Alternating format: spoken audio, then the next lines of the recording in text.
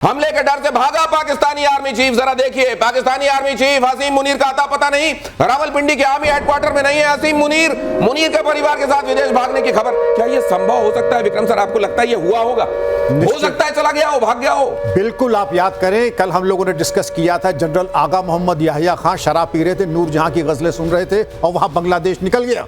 और जब कहा बोलने को तो शराब के नशे में लार टपक रही और वो कह रहा है, मेरे अजीज हम वतनों, एक जंग हार जीतने के लिए छोटी मोटी शिकस्त होती ही है। मतलब जो नशे में है, जो मूर्छित है, जो हिप्नोटाइज है। शराब तो हराम मानी जाती है ना।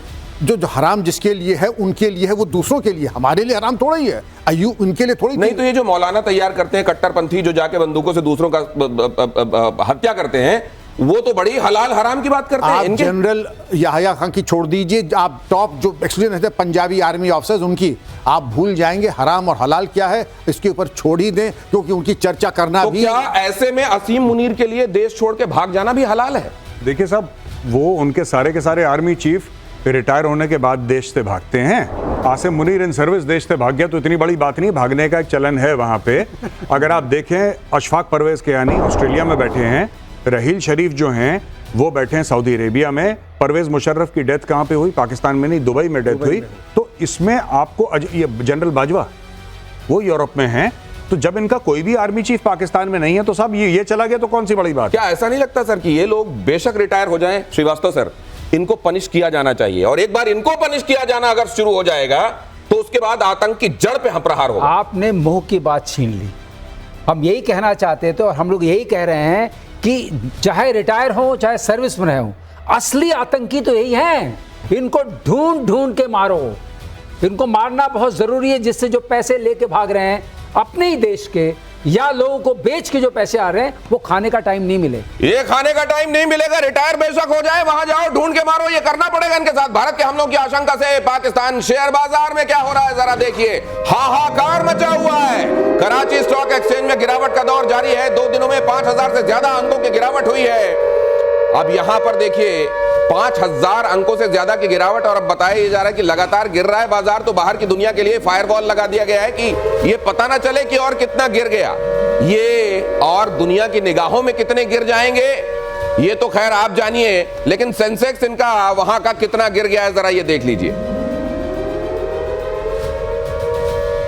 और अब देखिए, एक तरफ हालत ये है और दूसरी तरफ क्या तैयारी चल रही है देखिए भीख मांगने की। 9 मई को अंतरराष्ट्रीय मुद्रा कोष IMF की बैठक होगी।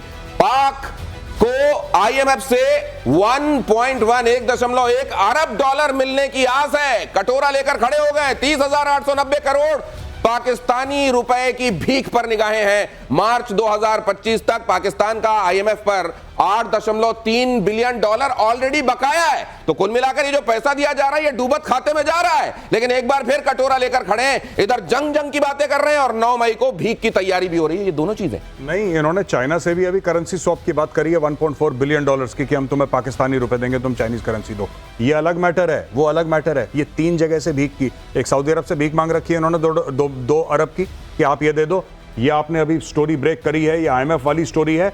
और अभी इन्होंने 1.4 billion dollars worth of currency swap बोला है कि हम आपको पाकिस्तानी रुपए देंगे, आप हमें चाइनीज करेंसी दो। ये 3-4 जगह एक साथ भीख मांग रहे हैं, एक जगह भीख नहीं मांग रहे। आपको लग रहा है एक से मांग रहे, नहीं। ये तो एक भी जगह से मिल जाती है तो इनकी फौरी दुश्वारी दूर हो जाएगी। नहीं, भाई लोग तीनों जगह से लेंगे। देखिए ऐसा नहीं है, इस मामले में बहुत कॉम्पिटेंट है। और भीख लेने के मामले में पाकिस्तान का वार कभी खाली नहीं गया। मैं आपको बताता हूं दिनेश, ये जब जाते हैं मिशन मोड में जानते हैं, उनका प्रधानमंत्री जो है, इनका आर्मी चीफ है, उन्होंने, आपको पता है शहबाज शरीफ ने आर्मी चीफ के बारे में क्या बोला? कि जो हमें लोन मिला है, जो हमें ग्रांट मिला है सऊदी अरब में, मैं अपने सिपा सालार को कॉन्ग्रेचुलेट करता हूं और उनको थैंक यू कहता हूं, उनको शुक्रिया अदा करता हूं। अगर ये नहीं होते आसिम मुनीर तो हमें पैसे नहीं मिलते। उनका चीफ ऑफ आर्मी स्टाफ भीख मांग रहा है और वो पब्लिकली उनको कॉन्ग्रेचुलेट कर रहा है और थैंक यू बोल रहा है कि सर अगर आप नहीं होते तो भीख नहीं मिलती। My God. लेकिन क्या इस तरीके में, क्या हम, वो जो दुनिया ये कहती है कि हमको मालूम है रोग स्टेट कौन सा है, कहां से पूरी दुनिया में आतंकवादी जा रहे हैं, इसी तरीके से इनको दूध पिलाया जाएगा तो फिर ये तो सपोले बनते रहेंगे सर। सपोले तो है ही है, और पैर पकड़ने की कला भी पता है कि किसके पैर से कब लिपट जाओ। पैसे मिल रहे हैं लेकिन आप उससे जोड़ के देखिए, कहते हैं हम लड़ लेंगे हिंदुस्तान से। कैसे लड़ लोगे? एक दिन का खर्चा आता है 1 अरब डॉलर। 10 दिन लड़ोगे उतने पूरे पैसे खर्च हो जाएंगे 10 दिन में। मतलब ये भीख मिली तो भी नहीं चलेगी ज्यादा, कैसे चलेगी? तो ये खबर देखिए जरा, अरब सागर में भारतीय नौसेना का युद्धाभ्यास, और ये भी कर रहे हैं अपनी ड्रिल्स, लेकिन वो ड्रिल्स में ही इनके कहीं इनके हथियार चुक न जाएं। अलर्ट मोड पर नौसेना के युद्धपोत, एयरक्राफ्ट कैरियर, फॉरवर्ड एरिया में इंडियन कोस्ट गार्ड के पोत भी मौजूद हैं। जब यहां से ये कहा गया कि ये जो एरिया है इस जगह पर हम ड्रिल करेंगे तो बाकी के जहाज दूर रहें और इस जगह से कोई आए जाए नहीं, एक तरीके से वैसी ही नोटिस होती है जैसे नो टाइम आप सुनते हैं एयर के मामले में, ये होती है नेवल एरिया वार्निंग, और इसको लेकर भी वार्न किया गया है, लेकिन उधर तुरंत पाकिस्तान ने इसको कॉपी कैट बनते हुए नकल की इसकी, और कोशिश ये की कि हम इसके जरिए ये दिखा दें कि नहीं हम भी पीछे नहीं हैं। मुझे लगता है कि ये भी भारत की एक स्ट्रैटेजी होगी, ये भी Gaurav, and correct me if I am wrong, यहां पे मैं एक तस्वीर डालने वाला हूं, इसको समझाइएगा। मुझको लगता है ये भी एक स्ट्रैटेजी है कि तुम ड्रिल ही ड्रिल में अपना सब कुछ गंवा दो, क्योंकि इधर तो जखीरा भरा हुआ है, तुम्हारे ड्रिल में सब जब तक बारूद खत्म हो जाएगी तब तुम्हारी तरफ वो थप्पड़ आएगा जिसका तुमने शायद उस समय कल्पना नहीं की होगी। हाँ, ये बात जो है ये कॉमन बात है। ये इकोनॉमिकली पहले गिरेगा, मिलिटरीली बाद में गिरे पाकिस्तान। ये जो आप अरब सागर का आपने पूरा ये एक इमेज दिखाई है ना, यहाँ पे गुजरात है और फिर वहां पे कराची आप ऊपर दिखा रहे हैं, देखिए साफ सीधी बात है, पाकिस्तान के पास उतना पैसा नहीं है दिनेश कि पाकिस्तान अपनी नेवी, एयरफोर्स और आर्मी को मोबिलाइज करे। ये डिविजन्स मूव कर रहा है, हवाई जहाज अपने कॉम्बैट एयर पेट्रोल उड़ा रहे हैं वहां पे, शिप्स इनके पाकिस्तानी नेवी के शिप्स यहाँ पे ड्रिल अपनी कर रहे हैं, and this is bleeding Pakistan because they don't have that kind of money. उनके पास पैसा है ही नहीं है पैसा उनके पास। ये तो वही वाली मसल हो गई कि अगर गाल अपने लाल नहीं है तो उसको थप्पड़ मार मार के लाल करो, ये तो वही कर रहे हैं। हाँ, और क्या। आप देखिए ना, अब शेयर मार्केट आपने बोला 5000 पॉइंट गिर गया। हाँ। अब ये भीख मांगने के लिए दौड़ रहे हैं। हाँ। अब वो भीख आएगी। हाँ। अब ये जो पैसा है कहां से आ रहा है लड़ने के लिए, जो ऑलरेडी भीख मांगा हुआ है पहले, उससे भीख मांगे हुए पैसे से लड़ रहे हैं। हाँ। अब उसका इनका फिर जून में इनको एक मोटी खेप देनी है, राइट? अब ये मई हो गया, अगले महीने इनको एक मोटी खेप अरबों डॉलर की वापस देनी है। मुझे तो एक टाइटल दिखाई दे रहा है किताब का जी, एक किताब का टाइटल दिखाई दे रहा है, द बेगर वॉरियर। ये मुझे लगता है कि ये होना चाहिए एक भिखारी लड़ाकू, और वो लड़ाकू किस तरीके का, जब आता थप्पड़ खाता है, 65 हो गया, 71 हो गया, 99 हो गया, फिर तैयारी चल रही है भीख मांगकर थप्पड़ खाने की। अगली खबर की तरफ आपको ले जाता हूं, यहां देखिए जरा क्या हुआ है। ये वाटर स्ट्राइक के बाद एयर स्ट्राइक से कांपा पाकिस्तान, विमानों के लिए भारत का एयर स्पेस बंद। भारत की स्ट्राइक से पाकिस्तान को लगी करारी चोट, 23 मई तक भारत ने अपना एयर स्पेस बंद किया। अब ये दो तरफा चोट है, देखिए। अब यहां पर भी क्या है, बराबरी करना चाहते हैं, ड्रिल में बराबरी करना चाहते हैं, तो जब तक युद्ध की नौबत आएगी तब तक सब खत्म हो चुका होगा। भीख अगर मिल भी गई तो 10 दिन से ज्यादा वॉर सस्टेन नहीं कर पाएंगे। यहां पर यह भी देख लीजिए कि ये जो कोशिश चल रही है, ये जरा देखिए क्या किया। पहले पाकिस्तान ने अपना स्पेस भारत के जहाजों के लिए बंद कर दिया, तो भारत ने इधर जवाब में अपना स्पेस बंद कर दिया। वहां से क्या कहा जा रहा है कि देखिए अब कितना घूमकर भारत के जहाजों को, भारत की तरफ जाने वाले या वहां से जाने वाले जहाजों को कितना घूमकर जाना पड़ता है, इसमें बड़ा खर्च होता है, हमने करारी चोट दी है। असल में जब कोई किसी के स्पेस का इस्तेमाल करता है, ये बताएंगे एयर वाइस मार्शल, तो उसको पैसा देना होता है। तो अभी तक एक तरीके से उसका जो खर्च दिया जा रहा था पाकिस्तान को, उससे वो हाथ धो बैठा है। मैं बताऊंगा इससे कितना नुकसान हुआ है। और इधर भारत ने जो कर दिया, अपना स्पेस बंद कर दिया, तो जो उधर साउथ ईस्टर्न कंट्रीज हैं एशिया की, वहां जाने के लिए अब कितना घूम के जाना पड़ेगा? पूरा 3.5 घंटे और लगेंगे। ये तो छोड़ दीजिए, पिछली बार जब इन्होंने अपना एयर स्पेस बंद किया था तब हमारे 400 जहाज ही जाते थे इनको ऊपर से, और इनको हम एक हफ्ते में $100 मिलियन डॉलर्स का नुकसान हुआ था, क्योंकि हम इनको पैसा देते थे ऊपर उड़ने के लिए। अब तो 800 जहाज जाते हैं हमारे इनके ऊपर से। अब समझिए, और अब दाम बढ़ भी गया है, पहले कम था, तो अब कितना नुकसान होगा? मेरे समझ से 300-400 मिलियन से ज्यादा नुकसान होगा। अभी इसको दिखा भी देते हैं, एक तरफ भीख मांग रहे हैं, दूसरी तरफ जो पैसा मिलने वाला था उसको आपने खुद ही काट दिया। तो ये तो कैसे है कि ये मुझको वो वाली मसल याद आ रही है कि किसी ने कहा कि ये बाल्टी भर दो। जब बाल्टी भर गई तो उसने कहा एक काम करो, ये तो भर गई, इसमें पेंदे में भी कुछ डाल दो, और उसने बाल्टी पलट दी। ये देखिए जरा, भारतीय स्पेस में नो एंट्री से पाकिस्तान की टूटी कमर। पाकिस्तान एयरलाइंस को लंबा रूट तय करना होगा। भारत के एक्शन से पाकिस्तान की हवाई सेवा ठप, यात्रियों ने पाकिस्तान एयरलाइंस की टिकट कैंसिल की। अब जरा ये दो तरफा मार जो है, आसमान में दो तरफा मार, और इससे जुड़ा हुआ एक और पहलू आपको ये बता दूं कि आज ये बताया जा रहा है कि कराची और लाहौर के ऊपर जो, मतलब उनका जो स्पेस है, उन्होंने अपने जहाजों को भी उसके लिए बंद कर दिया है। अब अब जरा ये देखिए यहां पर, और गौरव और श्रीवास्तव सर, आप दोनों से मैं बारी बारी कमेंट चाहूंगा। पहले गौरव आप आ जाएं। ये देखिए, पहले ये जो होता था कि आप भारतीय एयर स्पेस का इस्तेमाल करते थे और आप ये जो इधर कंट्रीज हैं दक्षिण पूर्व एशिया की, उधर आप चले जाते थे। अब क्या हो रहा है, उधर हम दिखा रहे हैं कि पहले और अब में फर्क क्या है। वो वहां से परिक्रमा की जाती है, अच्छा ये भिखारी कर रहे हैं, भिखारी एरोप्लेन जो है यहां से उड़ रहे हैं और यहां पहुंच रहे हैं। तो ये उन्होंने अपना स्पेस जो बंद किया था और हमने स्पेस जो बंद किया है, इसका कंपैरिजन आप बताएंगे, दोनों को फर्क क्या पड़ता है? देखिए, मुझे तो नहीं लगता पाकिस्तान को, देखिए पाकिस्तान के पास जहाज भी इतने ज्यादा नहीं है। मैं आपको एक बात बता दूं कि फर्क हमें क्यों पड़ रहा है, क्योंकि हमारे पास जहाज हैं। पाकिस्तान के तो गिरवी रखे हैं जहाज। पिछली बार मलेशिया में इनका जहाज जब उतरा था कोलालमपुर में, तो मलेशियन गवर्नमेंट ने इनका जहाज जब्त कर लिया कि बेटा पिछली बार तेल भराया था उसके पैसे नहीं दिए। तो आप समझिए ना, हम लोग जब कहते हैं कि उनको कितना नुकसान, हमें कितना नुकसान, उनका तो सब ऐसे ही चल रहा है। मतलब कि आप उनके जो पूरा पीआईए है, पीआईए ऐसे ही चल रहा है, जहां जाते हैं उनका जहाज।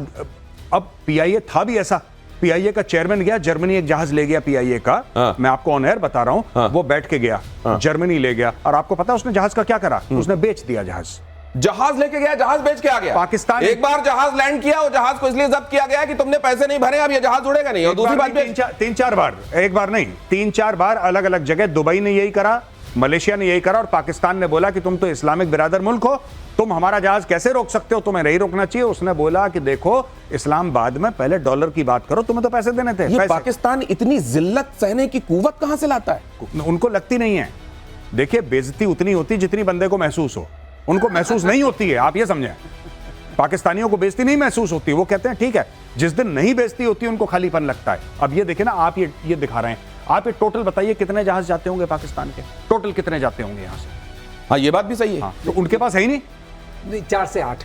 4 से 8। अब वो 4 से 8 भी उड़ रहे हैं, तो ये टाइम देखिए 5 घंटे, 8 घंटे 24 मिनट नुकसान हो रहा है अपना एयर स्पेस बंद करने में। जो हमारे जहाज जाते थे और उनको पैसे देते थे, वो पैसा गया, वो जो पैसा गया, अपनी है, और वो बड़ा नुकसान है। हाँ। एक और छोटी चीज बताऊं मैं आपको, ये तो आप एयर के बारे में बात कर रहे हैं। हमने पाकिस्तान से ये बोला कि साहब ये पंजाब है, यहां से सर आप हमें लाहौर बाय रोड जाने दीजिए, लाहौर से हम पेशावर चले जाएंगे, हम सेंट्रल एशिया के साथ ट्रेडिंग करेंगे, अफगानिस्तान के साथ ट्रेडिंग करेंगे, और हर एक कंटेनर पे आपको डॉलर देंगे। पाकिस्तान को अपने फायदे से कोई लेना देना नहीं है, दूसरे को नुकसान। तभी तो भारत ने बोला ठीक है, अगर तुम, भारत ने कई डेकेड्स फॉलो अप करा कि प्लीज अलाओ, जब उसने मना कर दिया हमने चाबार बना दिया, अब हमें जरूरत नहीं है पाकिस्तान की। अब वो कह रहा है कि भारत लड़ रहा है हमसे। अब देखिए जरा, ये देखिए भारत के एक्शन से पाकिस्तानी एयरलाइंस पर संकट के बादल। पाकिस्तान को 240 करोड़ रुपए का नुकसान होने का अनुमान, 20 से 30% से ज्यादा फ्यूल की खपत, लॉन्ग रूट की वजह से 20% तक महंगी हुई टिकट। ये जो मैं पहलू आपको बता रहा हूं, ये एक्सपर्ट्स यहां पर लगातार बता रहे हैं, इसको और जरा और ब्लैक एंड व्हाइट में, लेटर एंड स्पिरिट में समझ लीजिए जरा। ये पाकिस्तान पर एयर स्ट्राइक जो हुई है, ये किस तरह की है? 20-30% ज्यादा फ्यूल। पहले तो ये समझ लीजिए कि 20 से 30% ज्यादा फ्यूल लगेगा, 10 से 20% टिकट महंगी हो गई, 240 करोड़ रुपए का नुकसान अनुमानित। और इस्लामाबाद से कोलालमपुर पहले 5 घंटे 30 मिनट में, अब 8 घंटे 30 मिनट में होगा। इस तरीके का फर्क पड़ा है। और उधर जो भारत के हवाई जहाज अब उसके एयर स्पेस का इस्तेमाल नहीं कर रहे हैं, तो जाहिर है वो जो पैसा दिया जाता था, जो फीस दी जाती है एयर स्पेस का इस्तेमाल करने के लिए, वो नहीं दी जाएगी, और ये भी एक बड़ा नुकसान। अगली खबर देखिए जरा, पहलगाम आतंकी हमले से जुड़ी बड़ी खबर आपके सामने रख रहा हूं। ये देखिए, ओवरग्राउंड वर्कर से एनआईए की पूछताछ में बड़ा खुलासा। आतंकियों ने की थी 4 स्पॉट्स की रेकी, 4 ओजीडब्ल्यूज ने की थी रेकी, और उन्होंने आतंकियों की इस तरीके से मदद की। 3 सैटेलाइट फोन के इस्तेमाल के सबूत मिल रहे हैं, सोर्सेज बता रहे हैं। 15 अप्रैल को ही पहलगाम पहुंचे थे आतंकी, और आतंकियों के टारगेट पर थे। सभी लोकेशन सुरक्षा के चलते नहीं कर पाए वो हमला। बताया जा रहा है कि इसके अलावा अम्यूजमेंट पार्क वहां पर है, एक बेताब वैली वहां है, उसको भी निशाना बनाए जाने का इन लोगों का इरादा था, लेकिन ऐसा हो नहीं पाया। अलर्ट रहने की वजह से भारतीय एजेंसियां अलर्ट थी, लेकिन एक जगह लूप होल मिला। मैं विक्रम सिंह सर ये समझना चाहता हूं, यहां जो ये सीन रिक्रिएट किया जा रहा है, 3D मैपिंग हो रही है, इससे कैसे मदद मिलती है चीजों को समझने में? रिकंस्ट्रक्ट, इसको कहते हैं रिवर्स इंजीनियरिंग। 3D मैपिंग से आप देख सकते हैं कि ओवरग्राउंड वर्कर ने कहां से कौन सा रूट पकड़ा होगा, किस टाइम पे होगा, रियल टाइम उसको रिक्रिएट किया जाता है। पूरी चीजें आ जाती हैं। आपने कहा satellite phone, Chinese satellite phone, उनकी ट्रेनिंग हुई होगी। Satellite phone to satellite phone only, क्योंकि नॉन सैटेलाइट करेंगे तुरंत डिस्क्लोज हो जाएगा लोकेशन। दूसरा, इनकी ये देखिए जिस तरह चरमपंथी थोराया नेटवर्क केवल इन्हीं लोगों के लिए तैयार किया गया है, थोराया केवल इन्हीं चरमपंथियों के लिए तैयार किया गया है। और थोराया नेटवर्क के जरिए जो नॉन सैटेलाइट कम्युनिकेशन है, एनक्रिप्टेड चाइनीज मैलवेयर से वो आपका कम्युनिकेशन है। अब रूट तो ये सर, ये जो है जो इन्होंने इस्तेमाल किया वो एक तरीके का walkie talkie type limited circle communication है क्या, ये जो इन्होंने इस्तेमाल किया? Need to know and right to know. Need to know इतना है कि हर आदमी हर चीज न जाने, लिमिटेड चीज जाने, जिससे कि डिस्क्लोजर ना हो। और उसके बाद जो ओवरग्राउंड OGW आपने कहा है, तो दूसरा एक अंडरग्राउंड और एक ओवरग्राउंड। ओवरग्राउंड ने आपकी मैपिंग की और रोड मैप बताया और आपने जाके रखी कर लिया, आपने फिर ग्रेडिंग कर दी। ए ग्रेड में हमारी टॉप प्रायोरिटी कौन रहेगी, प्लान बी हमारा क्या होगा, उन सब चीज़ को रिक्रिएट करने के लिए NIA ने जो किया है, ये पहली बार हुआ, इसके पहले नहीं हुआ था। लेकिन टेक्नोलॉजी NIA के दूसरे लेवल पे आ गई है और ये 3D मैपिंग का उद्देश्य ही यही होता है, सैटेलाइट इमेजिंग के साथ साथ कम्युनिकेशन। एक बड़ा क्रैकडाउन वहां पर इन लोगों पर, सिंपैथाइजर्स पर भी मैं देख रहा हूं, जिस तरीके से उनके घर पहचाने जा रहे हैं, उनके घर उड़ाए जा रहे हैं और कई जगहों पर उनके घरों से बड़ी आपत्तिजनक सामग्रियां भी मिल रही हैं, ऐसा साहित्य मिल रहा है जो भारत के खिलाफ भड़काऊ है। और एक बड़ा क्रैकडाउन जम्मू कश्मीर में इस समय वहां जो अंदर आस्तीन के सांप है उन पर भी चल रहा है। जी नहीं, बिल्कुल ये चलते रहना चाहिए। एक्चुअली अनफॉर्चुनेट बात ये है कि ये क्रैकडाउन तब होता है जब इतना बड़ा हादसा हो गया। ये तो देखिए, अगर कोई आतंकवादी घटना ना हो कश्मीर में, इसका मतलब ये नहीं कि मामला पीसफुल है। Absence of war is not peace, ये हमें we should be absolutely clear. दूसरी चीज़ है कि ये जो आतंकी थे, जिनका घर हमने, ये आतंकी हैं जिनका घर हम उड़ा रहे हैं, क्या हमें 22 अप्रैल के पहले पता था कि ये आतंकी का घर है?